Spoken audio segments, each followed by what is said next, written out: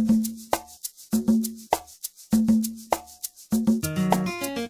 want to reintroduce our guest. I have Harlan Accola. He is the National Reverse Mortgage Director here at Fairway Independent Mortgage. I'm also a mortgage strategist with Fairway Independent Mortgage. And Harlan has many, many, many years and thousands of these reverse mortgages under his belt. Harlan, welcome back. Good to be here. Let's talk a little bit about, because I think this is one of the scary parts of this loan, which is closing costs. There's a lot of bad press on, it's way too expensive, blah, blah, blah. Let's put that to rest. That's something that we hear a lot about, and there's really three ways to look at that. The first scenario is this more expensive than a regular mortgage? Well, yes, it does more than a regular mortgage. A lot more. Mortgages that you don't make a payment, that your credit line is guaranteed to increase. If you live to be 92, you never have a payment, et cetera, except for, of course, paying your taxes and insurance. Right, let's throw that in. Which you'd pay even if you had your mortgage paid off. But the issue is yes, it is more expensive. You give up some of your equity, and that is what people need to understand, is you have to pay for things either with equity or with cash when you're in retirement. The reverse mortgage is only paid for with equity. So there's a certain amount of your equity that is held back depending upon which program you go with, and that is held back and not given to you. So let's say you're eligible, you have a $500,000 house and you're eligible for $260,000. And let's just use the example that the closing cost might be $10,000.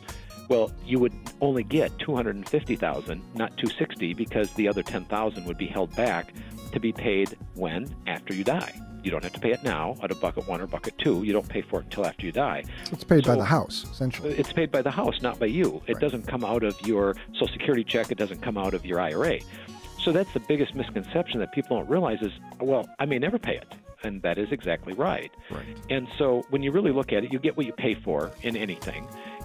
So the costs have come down dramatically. A lot of the insurance costs have come down as much as 5 times since I started doing them 12 years ago, because it went better than what FHA expected. So there's a lot of costs that are cheaper if you've looked at it 2-3 years ago that you will pay less now anyhow. Let's talk about using this tool as a purchase.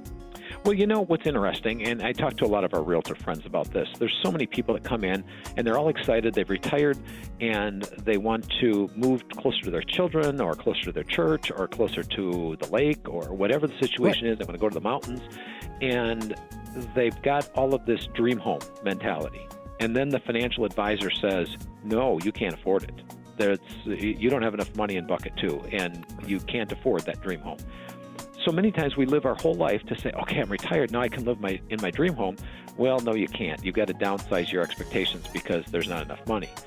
Well, the reverse mortgage many times will answer that and allow people to live in their dream home where they want to be, and closer to their children or grandchildren or whatever the goal is, by doing a reverse mortgage for purchase. So let's say, for example, they sell a property and they only got $250,000 worth of equity, and then they go shopping in an area where they want their dream home, and all the houses are $400,000 or $500,000.